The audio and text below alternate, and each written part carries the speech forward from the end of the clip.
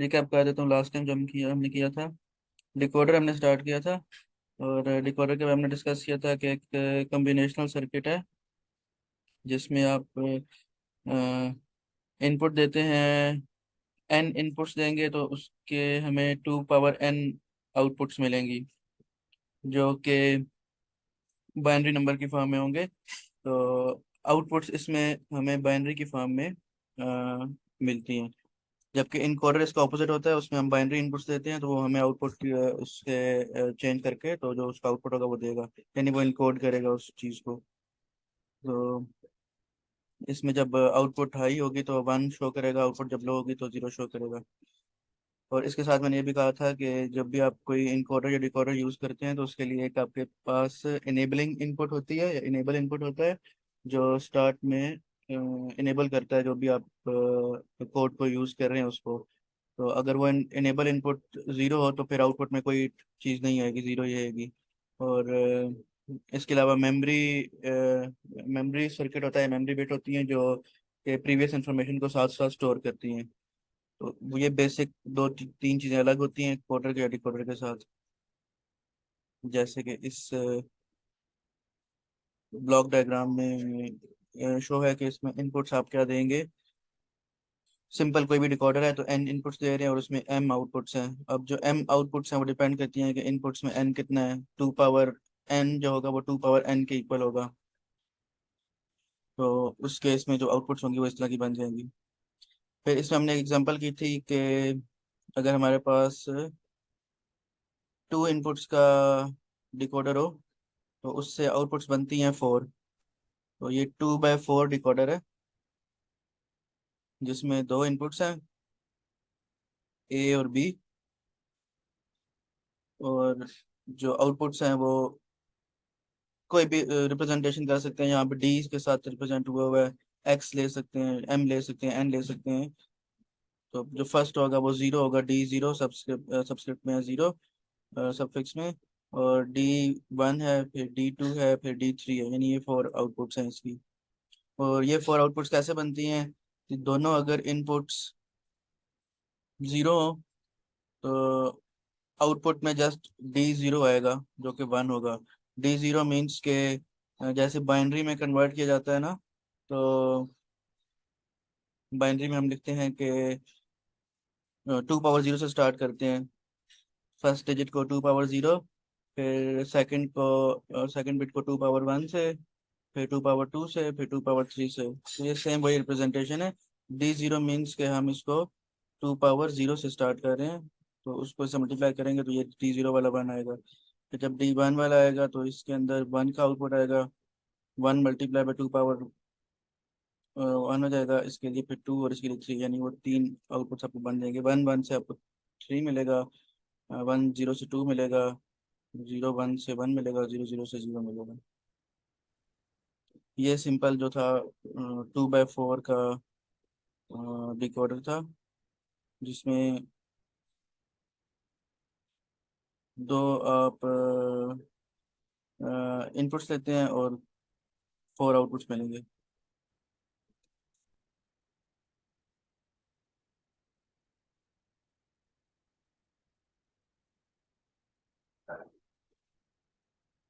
फिर इसके बाद आएगा इसकी एक्सप्रेशन थी, बुलियन एक्सप्रेशन, जो कि शो करती है कि 0 आउटपुट पे कौन से इनपुट किस तरह के होंगे, 1 पे कैसे होंगे और 2 पे कैसे होंगे। तो 0 पे इस आउटपुट के हिसाब से क्या बनता है, ए भी 0 है। जब D0 आ रहा होगा आउटपुट में तो A 0 है, बी भी 0 है, तो इसका मतलब होगा कि ए नॉट है, A 0 और B 0, तो बी भी नॉट। इसी तरह जब आपके पास आउटपुट 1 होगी तो इस केस में A 0 है, B 1 है, तो ए नॉट रहेगा और B 1 है तो बी को एज इट इज रख देंगे B 1। D 2 पर आएंगे तो A 1, यानी ए की वैल्यू 1 है तो ए सिंपल रहेगा, बी नॉट होगा। D3 पे आएंगे तो A B दोनों के दोनों आउटपुट होंगे। तो इसको अगर हम लिखेंगे बूलियन एक्सप्रेशन की फॉर्म में तो ये बन जाएंगे। और इसी को लॉजिक डायग्राम, ये लॉजिक डायग्राम हमने लास्ट टाइम नहीं की थी, यहाँ से भी स्टार्ट होगा कि लॉजिक डायग्राम कैसे बनानी है। तो अगर आप नोट करें लॉजिक डायग्राम, तो उसमें दो इनपुट दे रहे हैं ए और बी, और इन दोनों के साथ पैरेलल में अटैच कर दिया नॉट गेट, यानी ए नॉट और बी नॉट, क्योंकि हमें कुछ आउटपुट्स में, इन आउटपुट्स में ए नॉट और बी नॉट चाहिए, कुछ में नहीं चाहिए। तो इसको पैरेलल में इसका अटैच कर लेंगे। तो इससे क्या फ़ायदा होगा कि दोनों चीज़ें एट द सेम टाइम हम यूज़ कर सकते हैं। जैसे कि अगर हमें फर्स्ट वाला चाहिए ए नॉट बी नॉट, तो हम इसके इस पार्ट से ज्वाइन करेंगे आउटपुट को, ताकि ए नॉट आ जाए। और इसी तरह इस पार्ट से ज्वाइन करेंगे ताकि बी नॉट आ जाए। तो इस तरह पहले वाला जो आउटपुट है D0 वाला, वो बन जाएगा ए नॉट और बी नॉट। सिमिलरली अगर हमने वन वाला आउटपुट करना है, तो वन में ए नॉट है और बी नहीं है, बी नॉट नहीं है, बी सिंपल है। तो वन वाले के साथ अटैच करेंगे यहाँ से ए नॉट की, और बी को सिंपली ले लेंगे बी। तो इस तरह एक इनपुट ए और एक इनपुट बी, उनके साथ नॉट यूज करके इससे हम, इनका एंड हो रहा है ए नॉट और बी नॉट का, तो साथ यहाँ पे एंड गेट्स लगा दिए। तो ये एंड गेट्स पहले का अलग दे रहा है, दूसरे का अलग, तीसरे का अलग, और इस तरह सबका। तो ये इसकी लॉजिक डायग्राम बन जाएगी 2x4 डिकोडर की। और इसी तरह से फिर है, नेक्स्ट एग्जांपल है 3 to 8 डिकोडर। 3 to 8 में अब है जी 3 इनपुट्स हैं, और 2 पावर 3 करेंगे तो 8 आउटपुट्स बन जाएंगे।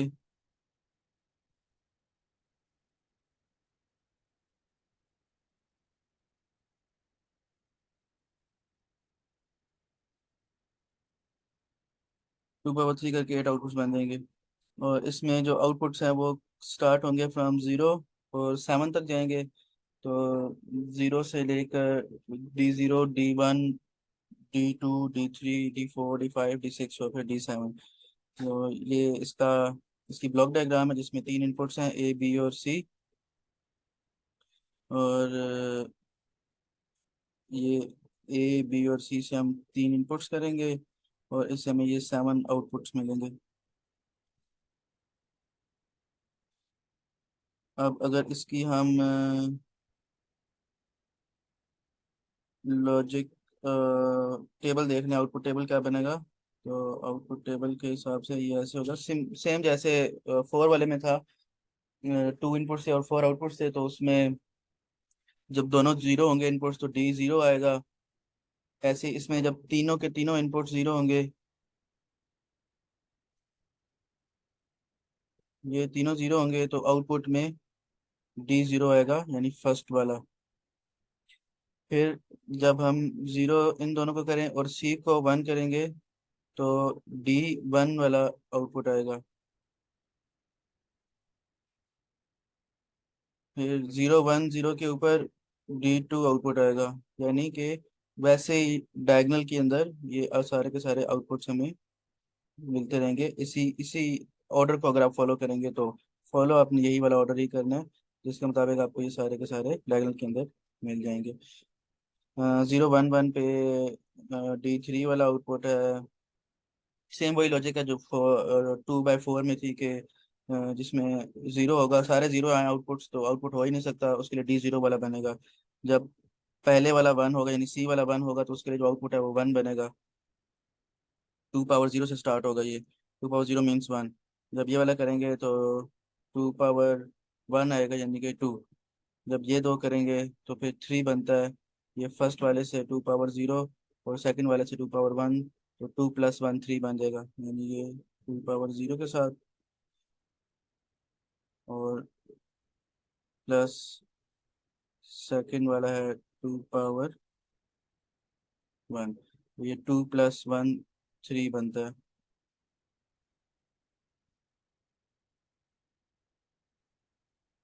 ये है आपका आउटपुट, ये 0 1 1, क्योंकि 3 बिट्स है ना, तो 3 बिट के हिसाब से इस तरह अरेंज होंगे।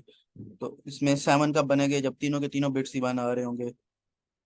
ये 2 पावर 0 1, 2 पावर 2 1, 2 पावर 1 और 2 पावर 2 1, तीनों का 1 होगा। इसका 4 आएगा, इसका 2 आएगा, इसका 1 आएगा, तो 7 बन जाता है।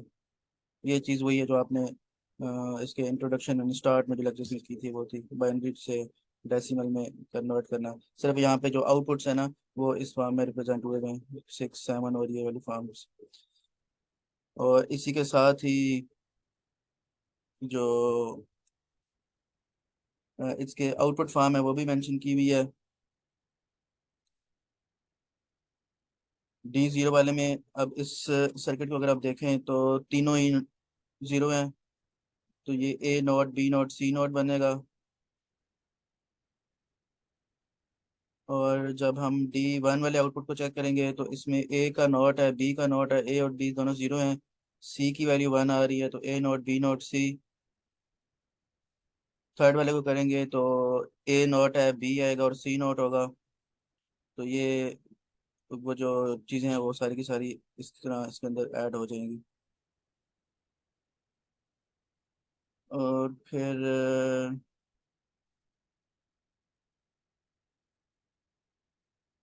जो इसके बाद आएगा D4, D5, D6 D7, ये सारे के सारे एज इट इज ही हैं कि जो आउटपुट 1 आ रहा है उसको हम सिंपल रखेंगे, जिस जो इनपुट 1 है उसको सिंपल लिखेंगे, जो इनपुट 0 है उसके ऊपर नोट लगा देंगे। इसमें किसी को अगर कोई कन्फ्यूजन हुई तो आप पूछ सकते हैं। वही चीज़ है जो पहले आपने की हुई है। और फिर इसके बाद है इसका लॉजिक कि जो उसकी सिंबल्स बनेंगे, बुलियन एक्सप्रेशन। और फिर बुलियन एक्सप्रेशन के बाद जब इसका हम बनाएंगे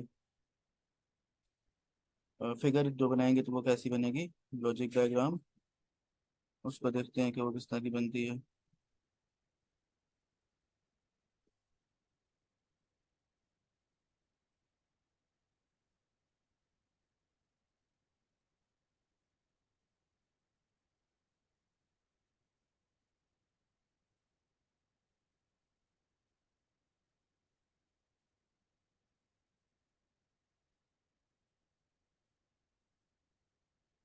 ये इसकी लॉजिक डायग्राम है जिसके अंदर वैसे ही 3 इनपुट्स हैं, A B और C, और उनके साथ 3 नोट्स हैं। तो इन नोट्स के साथ जैसे जैसे जो जिसमें नोट आ रहा होगा उसका हम नोट अटैच कर देंगे, जिसमें नहीं आ रहा होगा उसमें नहीं करेंगे। जैसे पहले वाले के साथ तीनों नोट्स हैं, तो A के नोट के साथ अटैच कर दिया इसको, यहाँ से B के नोट के साथ अटैच कर दिया, और C के नोट के साथ अटैच कर दिया। तो ये A0 B0 और C0 तीन चीज़ें बन जाएंगी। इसी तरह कोई और देख लेते हैं इसमें से। D2 है, A0 और B C0 है, तो A नोट के साथ अटैच करना है। बी के सिंपल है, तो इसके साथ जो सिंपल लाइन है उसके साथ अटैच करना है। C0 है, तो सी को नोट के साथ अटैच करना है। तो ये इस तरह एक पैरेलल लाइन आ रही है नोट की, और एक सिंपल लाइन आ रही है हर इनपुट के अंदर, तो जिसका साथ जो जैसा इनपुट है वैसे उसके साथ अटैच कर देंगे हम। ये इसकी लॉजिक डायग्राम हो जाएगी। अच्छा, इसके बाद मेन पार्ट आता है कि ये जो डिकोडर्स हैं ये हम यूज़ कहाँ पे करते हैं, एप्लीकेशंस क्या है इसकी, या इससे रिलेटेड कोई क्वेश्चन आता है एग्जामिनेशन में, तो किस तरह का क्वेश्चन होगा, यानी आपने क्या कुछ करना होगा। अभी तो सिंपल हमने ये देखा है कि डिकोडर कैसे काम कर रहा है, यानी हमने इसके अंदर जितने भी इनपुट्स हैं ना वो सारे के सारे कंसिडर किए हुए हैं, वो सारे के सारे ही आउटपुट्स दे रहे हैं कि अगर तीनों तीन इनपुट्स हों तो उससे कितने कम्बिनेशन ऑफ आउटपुट्स बन सकते हैं। 8 आउटपुट्स बनेंगे फ्रॉम 0 to 7, D0 से लेकर D7 तक। तो वो सारे के सारे ही हमें यहाँ पे मौजूद हैं। अब जब हम इसको किसी क्वेश्चन के हिसाब से देंगे तो उसमें कैसा क्वेश्चन होगा, वो इस तरह का होगा। जैसे कि ये एक एग्जांपल है कि आपने इम्प्लीमेंट करना है बुलियन फंक्शन, ये फंक्शन हमें गिवन है, और इसको इम्प्लीमेंट करना है यूजिंग अ सुटेबल डिकोडर। अब आपने खुद से इस पे चेक करना है कि कौन सा डिकोडर यूज कर सकते हैं। आप 2x4 यूज कर सकते हैं, 3x8 यूज कर सकते हैं, या 4x16 यूज कर सकते हैं। तो डिपेंड करता है कि कौन सा डिकोडर इसके लिए सुटेबल है।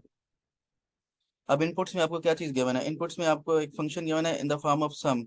ये मिनिमम टर्म्स हैं, जो सम ऑफ मिनिमम टर्म्स होती है ना, जिसमें आप एसओपी की फॉर्म लिखते हैं।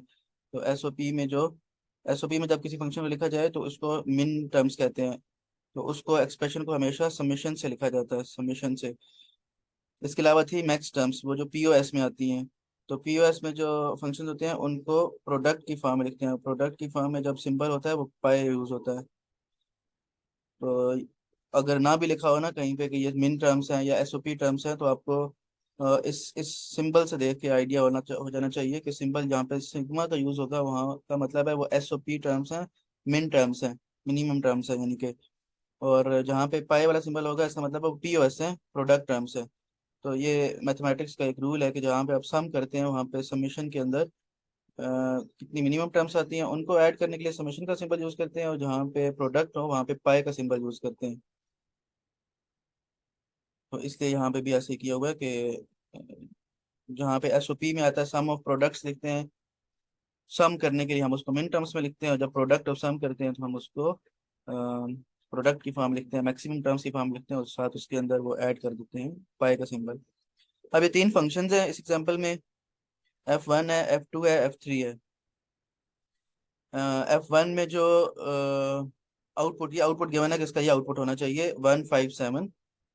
और F2 में है 0 3, F3 में है 2 4 और 5। तो हमें जस्ट ये वाले आउटपुट्स चाहिए। इन आउटपुट्स को हमने किस तरह यूज करना है किसी सर्किट में, डिकोडर सर्किट कैसे बनाएंगे इसके लिए। तो ये ब्लॉक डायग्राम है डिकोडर सर्किट की। ये है 3x8 डिकोडर, लेकिन इनपुट्स में आपको चार नजर आ रही हैं। तो ये चौथी जो इनपुट है ना, एक तो ये इनपुट है एक्स, एक इनपुट वाई, और एक इनपुट जी। ये तीन इनपुट्स हो गई इसकी। ये जो फोर्थ वन है ये इनेबलिंग इनपुट है। ये वही जो हमने स्टार्ट में डिस्कस की थी कि जब आप इस इनेबल इनपुट को वन करेंगे तभी आपको यहाँ पे आउटपुट में सारे मिलेंगे, यानी कि जो भी आउटपुट आप चाहते हैं वो मिल सकता है। अगर आप इस इनपुट को ही, इनेबलिंग इनपुट को ही स्टार्ट में जीरो कर देंगे तो यहाँ से बेशक हम जितने मर्जी इनपुट्स देते रहें, यहाँ पे हमें आउटपुट में कोई आउटपुट नहीं मिलेगा। तो ये जो है ये इनेबलिंग इनपुट है जो कि इनेबल करती है, यानी इस सर्किट को स्टार्ट करेगी कि ये जो भी हम इनपुट दे रहे हैं वो हमें आउटपुट में उसको इनेबल करके तो आउटपुट आएगा कि नहीं आएगा। तो इस वजह से ये फोर्थ इनपुट जो ई के साथ रिप्रेजेंट की हुई है। अब जो तीन इनपुट्स हैं इनसे हमने आउटपुट कैसे लेनी है। अब देखें ये तो सर्किट डायग्राम जस्ट डायरेक्ट बनी हुई है, ठीक है। तो इसको पहले तो आपने ये चेक करना है कि इससे आपको आउटपुट में चाहिए पहले फंक्शन में 1 5 और 7। तो 1 5 और 7 का क्या चाहिए, सम चाहिए, ठीक है। ये समीशन की फॉर्म में है, यानी जो हमारा आउटपुट आएगा उसमें पहला हमें जो आउटपुट चाहिए वो 1 है। 1 के साथ प्लस आएगा 5, और फिर सम होगा 7 का। अगर मैं इसको जो अभी हमने पीछे केसेस किए हैं D0 उनकी फॉर्म में लिखूं, तो ये पहला जो है वो है D1। D1 है, फिर है D5, और लास्ट पहले वाले फंक्शन में F1 वाले में D7।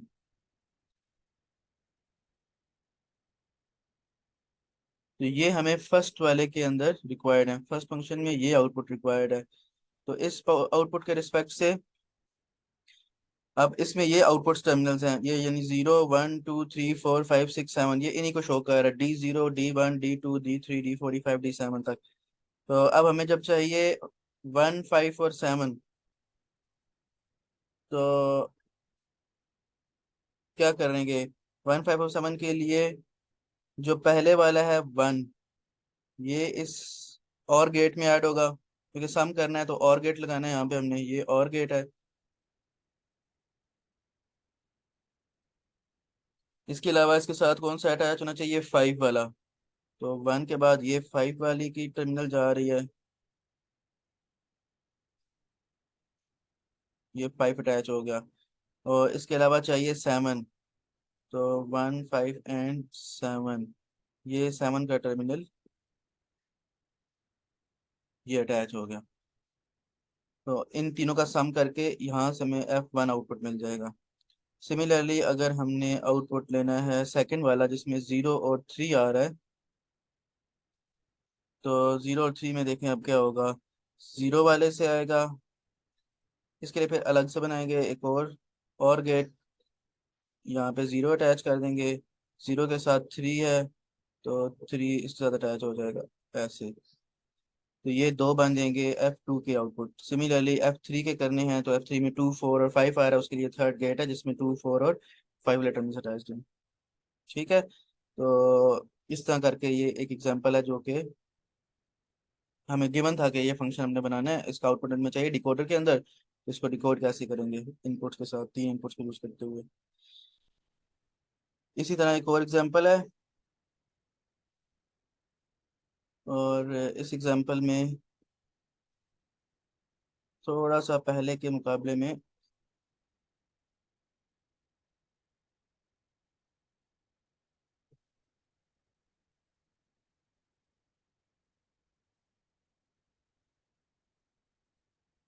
अब इसमें एक क्वेश्चन गिवन है जी, a combinational circuit is defined by the following Boolean function, design a circuit with the decoder and external gate. अब इसमें भी सर्किट डिजाइन करना है, डिकोडर और एक्सटर्नल गेट बनाना है इसका, कि वो जो गेट आउटपुट होगा वो हमें कैसे मिलेगी, ब्लॉक डायग्राम बनानी है नीचे। तो कैसे करेंगे इसके अंदर। F1 फंक्शन है X0 Y0 Z0 plus XZ, और F2 फंक्शन है XYZ, यानी तीन वेरी इनपुट्स का फंक्शन है, और इसमें आउटपुट आ रहा है XYZ complement plus X complement Z। तो पहले तो हमें इसको कन्वर्ट करना है स्टैंडर्ड फॉर्म में।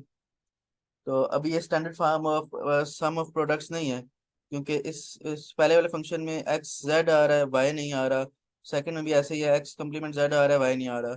तो पहले इनको स्टैंडर्ड फॉर्म में कन्वर्ट करेंगे, और स्टैंडर्ड फॉर्म में कन्वर्ट करने के बाद फिर इसको वही जो पीछे वाले स्टेप्स है वही फॉलो करते रहेंगे। तो स्टैंडर्ड फॉर्म में कन्वर्ट करने के लिए इसके अंदर फर्स्ट वाले के अंदर Y+Y कम्प्लीमेंट ऐड करेंगे। Y+Y कम्प्लीमेंट ऐड करके इसको ब्रैकेट को ओपन कर देंगे, यानी ये डिस्ट्रीब्यूशन लॉ लगा देंगे। और फिर जो इससे आउटपुट बनेगा वो ये फंक्शन बन जाएगा। अब इसको आपने, या तो आपको वो सारा याद हो टेबल, यानी वो X0 किस पे आता है, Y0 Z0 किस पे आता है, या तो ABC यूज करते हैं, XYZ यूज करते हैं। दूसरा ये है कि हम इसको मिन टर्म्स के फॉर्म बन गए तो हम इसको नंबर्स की फॉर्म में कन्वर्ट कर लें, जैसे कि ये है। तो इस ये कैसे बन रहा है, अब 0 5 और 7, जो इसमें पहली एक्सप्रेशन है X0 Y0 और Z0, इसका क्या मतलब है।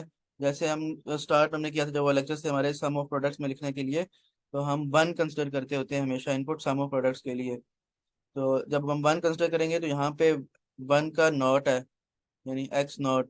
फिर Y का भी नॉट है, Y अगर 1 है उसका भी नॉट, और Z का भी नॉट। तो ये सारे क्या बन जाएंगे, 0 0 और 0। तो ये फर्स्ट एक्सप्रेशन बनेगी 0 वाली, यानी पहली टर्म बन जाएगी 0। फिर इसी तरह है 5। अब 5 किससे बन रहा है, जो थर्ड टर्म है वो 5 देगी, ये वाली टर्म ये 5 देगी, क्योंकि इसमें पहली एक्सप्रेशन 1 है, दूसरी एक्सप्रेशन 0 है, कंप्लीमेंट के साथ है, 1 का कंप्लीमेंट 0 जाएगा, थर्ड एक्सप्रेशन फिर 1 है। तो इसको जब हम बाइनरी से डेसिमल में चेंज करेंगे, तो ये 2 पावर 0 मल्टीप्लाई बाय 1 प्लस यहाँ पे 0 आ जाएगा, मल्टीप्लाई बाय 2 पावर 1।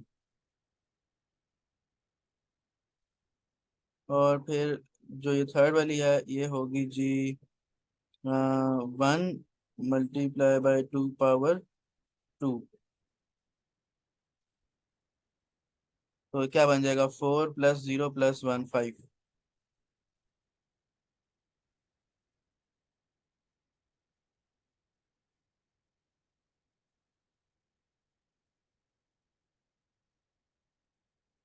तो ऐसे हमने इसको उस नंबर की फॉर्म में कन्वर्ट करा। सिमिलरली जो सेवन है वो सेकंड टर्म बनती है सेवन वाली, ये सेवन की टर्म बन जाएगी क्योंकि इसके अंदर तीनों वन है, तो वन वन करके 4+1+1, 4+2+1 7 बन जाएगा।